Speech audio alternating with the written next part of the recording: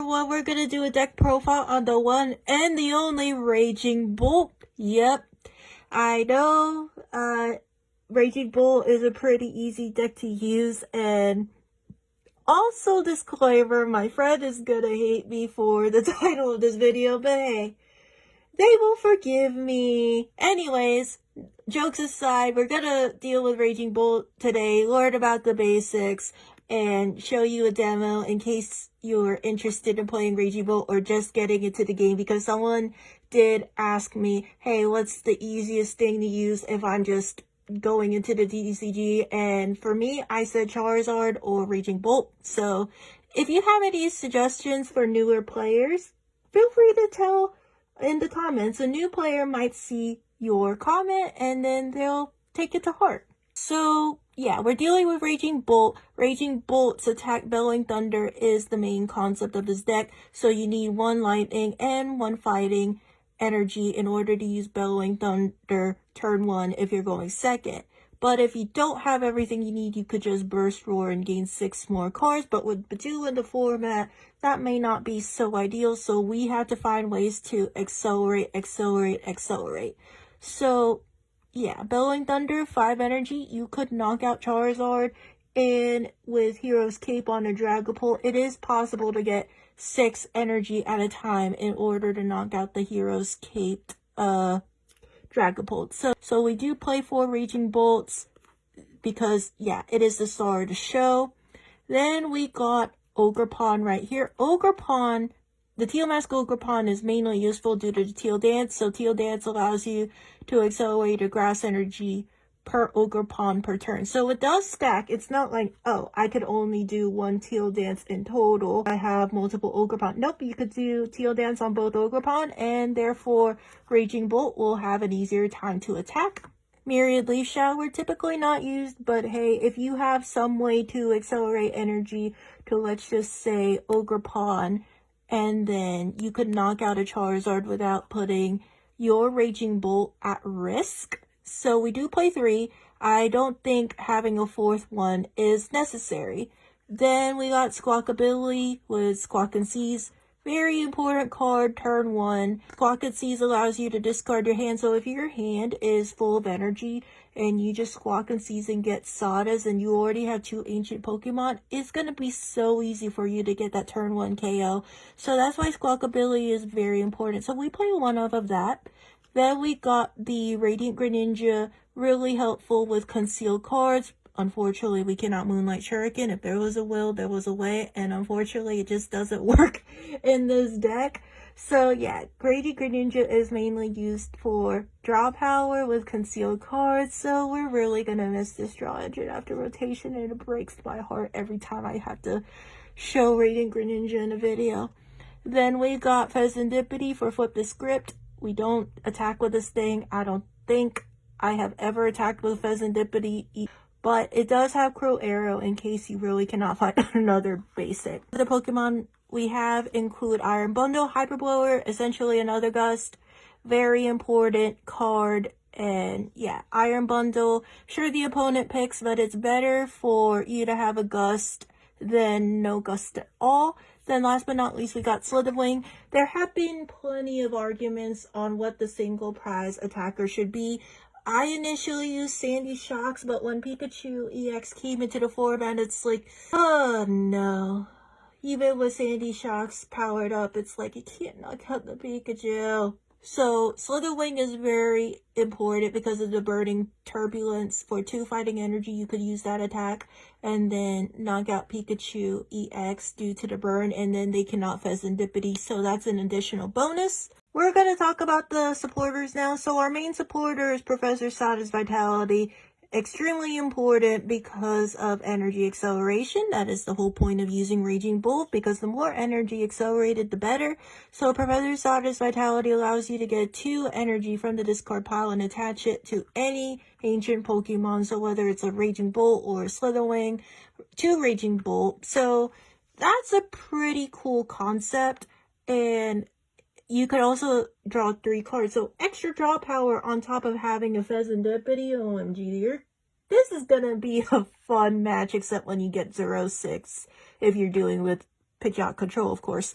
But Professor Sada's Vitality is the main supporter of the deck, and if it's prized, good luck. So I'm going to show you something that will help me. Well, it helps me, but it can help you in case your Sadas are prized and you have bad luck like me. Then you got the Boss's Order. So Boss's Order is just allows you to gust up one of the Pokemon. So let's just say, hey, I won first. I have enough energy to do whatever. I'm gonna boss up Brody now. Bye-bye. So Boss's Orders is very important. We got Iodo for hand disruption. So you shuffle your hand in the bottom of the deck, and you draw the amount of prize cards you still have. So if it was like 2-2 and oh, OMG, I need to Pheasantipity. That's not good. So, yeah, like, if you Iono Pheasantipity, you could get the combo you need while leaving your opponent in a really tough spot. That's what I meant to say, my bad. And then last but not least, we got Crispin as our other supporter. I know it's like the 4 Sada, the boss, and the Iono should be enough. But as I said, with my luck, 2-3 Sada are prized per game, and I really want that turn 1 acceleration. So you search up to 2 basic energy cards. So let's just say, like you have a fighting energy in your hand. You attach your Raging Bolt up front. So that's your energy for turn.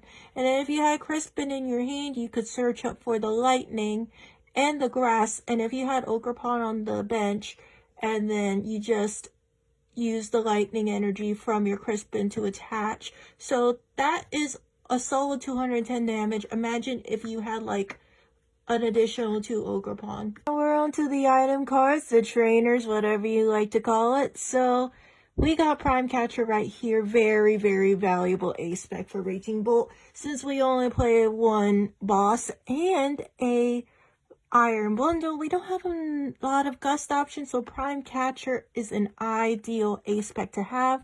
Really powerful. So try to save this at the late game, in my opinion. Sure, you could do it at the early game, but that's usually because you really have no other choice when you're squawking and seizing. So my recommendation with this A-spec, try to save it once you really do need to be like, hey, maybe I ran out of energy or energy retrievals. So that's what I'm trying to say. I guess for that easy 2 prize knockout on like Rhodey, save the Prime Catcher for that. Then we got Earthen Vessel. Earthen Vessel is very helpful. So we do play 4 copies. We play 4 Earthen Vessel because of the fact that we want to have as much, like a high possibility of getting the energy we need for Bellowing Thunder, along with having the supplemental teal dances that go along with it. So that's why we play 4 Earthen Vessel. You could argue that you could play 3 and replace it with something else, but I like to use 4. Then we got Azulian Heavy Ball. You could play 2, maybe to replace the Earthen Vessel. I don't know. But Heavy Ball is mainly used what if Squawk is prized in the first turn, what if Greninja is prized. So Heavy Ball is very useful, and I will miss this once rotation hits. Then we got Nest Balls, extremely important cards. We have 4 copies, and we want to put down as many basics as possible turn 1, especially with the fact that we do ideally, at least my ideal setup would be to have 2 Ogerpons, so there's a definite chance of getting 280 damage at least, because 2 Teal Dances plus the Sada's Vitality combo, that's already 4 energy, and then we just attach. That's already 350 damage, so having 4 Nest Balls is essential. We play 2 Ultra Balls. Honestly, we don't necessarily need Ultra Balls since it's really easy to get basics. I never had any problems getting basics with 4 Nest Balls. So I think 2 Ultra Balls should be enough, and that's mainly to discard the energy for Sada's Vitality, and then to get Sada's Vitality, or make it just a little bit easier to get whatever we need. Let me just fix the camera for a bit.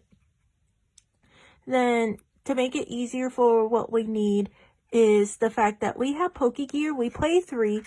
Honestly, I'm thinking about replacing the earthen vessel with an extra Pokegear to have that almost guarantee of getting the Sawdust Vitality, or maybe the Crisp and Turn one if I somehow with Sawdust Vitality. So Pokegear is very important in the fact of looking at the first 7 cards and finding your supporter card of choice.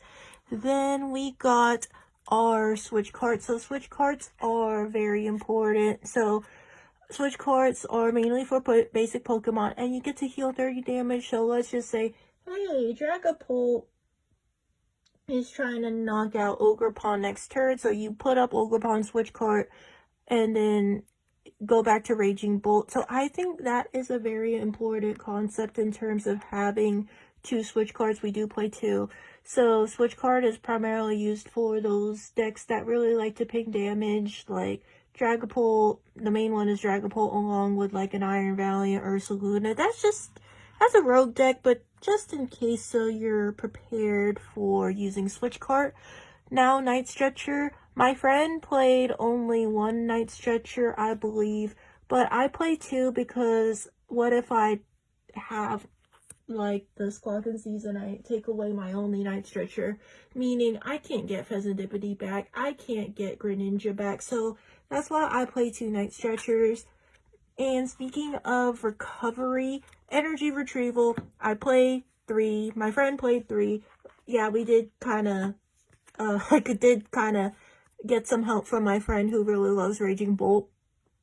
So we do play 3 energy retrieval to get the grass back for the Teal Dance combo, or if like Sawdust Vitality and you accidentally misplay, like put 1 lightning and put a fighting, you could energy retrieval back.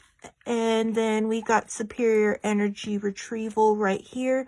So I play this because it is super easy to discard energy, and then, oh, what if I can't, get the energy back, or if I Squawk and Seize or unable to get energy retrievals in a split second. So that's why I'm like, hey, I would rather have superior energy retrieval in my arsenal than not have it. And then we got Pal Pad in order to recover our Sawdust back, maybe recover our boss in case we have that potential to gust up. And then we got Pokemon Catcher. It's our additional gust. We do play 2. However, we do have to have a coin flip. So you just have to hope that we get heads on the Pokemon Catcher. So that's why there's 2. Prime Catcher is the main gust though. So we do play Lost Vacuum. I know Lost Vacuum will be rotated, so this is another card that I will extremely miss. But this is a really good matchup against decks like Guardy or other tools, so maybe like a mirror match as well. Like this is extremely important, and you never know if you could face that single prize mill deck that has neutralization zone. It is not fun when you have to use Slitherwing for that neutralization zone effect. And then last but certainly not least, we have 2 Bravery Charms. So you could put 1 on Raging Bull or Ogerpon, so the Charizard cannot literally counter catch your Ogerpon and knock it out in 1 turn, and we'll have to focus on maybe using their Dusknoir to give us extra prizes. So alright, let's talk about energy count now. So we have 3 lightning, 3 fighting, and last but not least, we got 6 grass energy to help us with our Ogerpon's Teal Dance ability. Okay, we're going to talk about the alternative option. So as I said, maybe you don't need the 4th Earthen Vessel, or maybe you feel like you don't need the 4th Nest Ball. So let me show you what you can add instead. So we got Pokestop. If you're really adamant about having a stadium, Pokestop is the way to go. But the reason why I don't include Pokestop is because I never really had an issue finding the items. And there's also the fact that rotation is coming up, so I'm trying to find a way to rely less on Pokestop. So I feel like I don't necessarily need it, but if you need it, put it in your deck. Then we got Pokemon Catcher. This is something that's ideal to use because we don't have a lot of Gust. We do play 2 Pokemon Catcher and a boss and Iron Bundle. Like, that's fine. But if you really feel like, I really need the second boss, or I need another way to Gust, this is the way to go. We got the Ultra Ball as well. Ultra Ball really is a way to get more Pokemon, discard more energy from your hand. But overall, 4 Nest Ball and 2 Ultra Balls should be enough. Then we got Palpad. We do play a Palpad in the deck. However, some people are like, I need to Palpad. I tend to discard my supporters pretty quickly. And if you're that person, feel free to add a second Palpad. Then we got the 3rd Bravery Charm. My friend, he plays the 3rd Bravery Charm on the deck. I can see why, but at the same time, there's a lot of ways, meaning like the decks are really heavy hitting now, and if it's like accompanied by Dusknoir, I feel like there's no point in putting the 3rd Bravery Charm. So it's like, if you feel like it, go ahead. If not, I would stick with 2. We got Ancient Booster Energy Capsule. So it's kind of like an alternative to Bravery Charm. Bravery Charm is more flexible because you could put this with the Ogerpon or Squawkabilly, but Ancient Booster Capsule, you could put it on the Raging Bolt, and you don't have to worry about having a lot of poison damage from the Cloth Terapagos deck. So, yeah, it's either or, but I feel like Bravery Charm is better overall. So, stadium-wise, another stadium, we got Temple of Sinnoh. Again, you could replace the 4th Earthen Vessel with it, or if you really feel like you need to put 2 stadiums in play, this is another thing to consider because of Lugia with the Legacy Energy. We got Area Zero Underdeaths. I think a lot of people are like, oh, I need bench space. I gotta like accelerate. Like people like the Raging Bolt Noctowl variation, and that uses Area Zero, but I don't know. It's like a hit or miss for me, but I know this is an alternative to like Pokestop or maybe even my Crispin card. Then, everyone's favorite seed, the anti-hero of the Prismatic Evolutions format, Budew. Budew has Itchy Pollen, so if you somehow whiff the turn 1 attack, Budew is there to save the day, but I feel like you would have to accompany it, like use Area Zero as a stadium as well, because Budew does take up a bench space. If they don't knock this out, it's gonna be like, I need a way to expand my bench. So Area Zero and Budew, I feel like if you do include Budew, you do need Area Zero as well. Okay, with all the alternatives discussed and the deck profile discussed in general, let's head to a tabletop demo. Alright, as I'm shuffling the deck, let me tell you a story. So, I was trying to look for Prismatic Evolutions, but I wanted to not be involved in the scalping fights, like at Walmart, Target, because there is like a horror story about how there is a scalper around my area, like specifically a Walmart. So, I was like, you know what, I'm not gonna try to go to Walmart. Like, Target literally has nothing available, as you saw. Like, if people saw my Instagram post about, like, I actually went out and tried to go to the different retail just to be like, hey, can I find something in the wild besides my local game store? My local game store, shout out to them for making our lives easier due to the fact that they set a limit. Not necessarily, like, hey, if you are willing to pay $800 for Pokemon product, they will give it to you. Nope.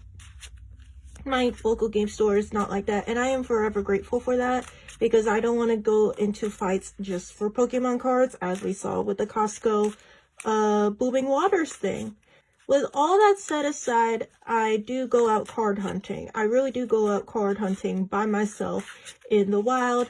And I'm not gonna lie, it is a risk every time I do that because of the fact of people getting mad at me for trying to collect just one basic, like a collection item. So if I wanted a Blood Moon Ursa Luna box, I would literally just get one. I literally try my best not to get the last thing on the shelf. But I really do enjoy card collecting. I do open packs on the channel. That's when I found a ETB at Best Buy. I was like, I'm gonna get Shrouded Fable, and no one wants Shrouded Fable anyway for some reason. But I guess people could just buy Night Stretchers online, so I guess that's a valid point.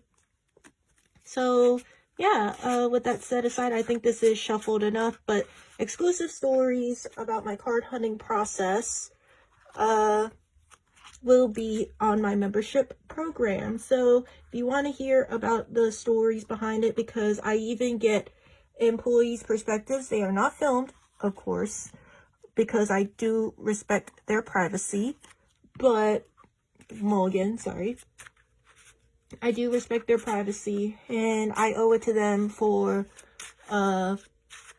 just telling me the story. So they're not filmed on camera, but their stories are told in the exclusive videos part of my membership program, because it does highlight the harsh realities behind Pokemon card collecting as of late, especially with the Umbreon craze or the SIR craze with, like, let's just say if it was Paradox Rift, Roaring Moon and all that. So that is a sad story. I did not intend for the shuffling process to be this long. I want to make sure it was really shuffled. But I also forgot to do the most important thing. Coin flip. So are we going first or are we going second? Heads is first, tails is second. Heads, we're going first. That's it. And we start off with Festivity, which is not necessarily the best, but it's not the worst either. So let's hope Squawky is not prized. But for those decks that really thrive on going first, it's like, it's a good thing we went first anyway. So yeah, here's our hand, and Fezzi's in the front. Good luck to me. We're going first now. Boss's orders, that's not the end of the world. So we do Nest Bowl. Check out our case scenario. So we do have Raging Bolts, Greninja, we got Ogerpon, one Ogerpon is Squawky prize. I do see some shine. Alright, we got Squawk. And then I do recall an Ultra Ball, so let's not shuffle just yet. Yeah, we have an Ultra Ball in hand, like so. I'll attach to Festivity to retreat. So, Ultra Ball, get this, and then rely on the switch cards. But we get Bolty, and then we recheck for our deck. Yeah, we do have switch cards. I don't think I recall seeing a basic prize. If anything is prized, it's a Raging Bolt. So, nothing too concerning. And then I saw like a heavy ball on top of it, so that's okay. We're alright as long as we get a Raging Bolt. So I do have a Festivity just in case I need to retreat to a one prizer. So let's just say if I wanted an Iron Bundle instead, so let's just say if it was a deck that attacks turn 2, turn 2, but it's their turn 1, there would be a higher chance of only getting one prize instead of 2. So with our cute Raging Bolt marker, we will Squawk and Seize. Get 6 more cards, like so. And Ogerpon, perfect. And then we will do our trusty, handy Teal Dance. Draw one more. And, I think that's it. I think that's all I can necessarily do. Maybe no, wait, you know what? I'll retreat into Raging Bolt, because if it was Miraidon, they would not be able to attack first. Especially, not attack first necessarily, but like, knock me out unless they have a full bench and they attack me with Raikou V, which is not very unlikely, actually, despite having Secret Box and all that. So, yeah, that's our turn 1 going first. Then, I guess, since they are, like, bricking, let's just say they bricked and didn't get the necessary energy, it's our turn now. So, we draw, have Professor Sada's Vitality. Actually, that's decent for us. So I think I'm gonna do this. I mean, it's not ideal to have all these recovery cards right away in our hand. So we're just gonna Sawdust Vitality and hope we could get like an extra Ogre Pond or something. So we get 3 more cards. Oh my gosh. This is so cringe. Oh my gosh. Okay, so we do this. We will do the energy retrieval first. Utilize the fact that we have energy retrievals. Then we'll do 1 Teal Dance, Raging Bull, Bolty Boy. Oh, if only. Then I think I'm gonna Earthen Vessel just to see what else is in the deck, but we do need to get another Lightning and Fighting as soon as possible. So we got Bolty, we got our Wish. We have 2 Fighting in the deck along with the Earthen Vessel. That's not bad. This is not bad. So these 2 in order to get our Raging Bolts settled. So we go for that. I can't recall if I attached for turn. I don't think I did. Oh, I did. Because I saw it for the Fighting, and then we will attach Lightning. Okay. I did it right. So yeah, that's the main fault I have as a player. I can't necessarily remember if I attached for turn yet. So I have to work on that. I know that's like a flaw to have if you're playing the Pokemon TCG. And that is extremely unfortunate. But hey, I knock out a 2 Prizard since they put Iron Hands in the front to stall. And then goodbye. Goodbye hands. So we draw. That is a perfect. And the good thing about having Miraidon is that they don't play a, what's it called? They don't play hand disruption, if I recall. So that's a good thing about it. So we are going to just accept the fact that we are knocked out and then go for Raging Bolt. So we draw. Crispin is nice. Crispin is actually a good idea. So, ooh, how do I do this? So we'll Nest Ball just to see what we have. I think there's another Fighting in the deck. No, so we have a Grass. We have a Bolty. That's good. Grass and Fighting. So Grass and Fighting, and we have a way to get energy in the hand. But yeah, we're gonna get a Ogre Pond and Crispin, of course. We're gonna Crispin, and I will show you firsthand as to how to do it. So Crispin, the idea behind my Crispin play is to get these 2 energy, like so, like 2 different types of energy. And then if, like, for example, I don't have Sawdust in my hand, and 2 Sawdust already in the discard, and I'm pretty sure 1 is prize, and my Pal Pad is in the deck, but there's a low chance of me getting exactly the Pal Pad in the top 3 cards of the deck, especially with Teal Dance. So this will remain in my hand versus we attach here. And then we have Teal Dance return, like so. So Teal Dance number 1, go here. And we haven't even flipped the script yet. That's the beauty about this Raging Bolt. So we have energy retrieval. We get Grass in case we get the 3rd Ogre Pond, which is pretty unnecessary. Speaking of which, we got Pal Pad. So we Pal Pad back the Sawdust Vitality because that is essential. Oops, sorry, Crispin. That is essential to getting our energy from the discard pile, especially in the late game.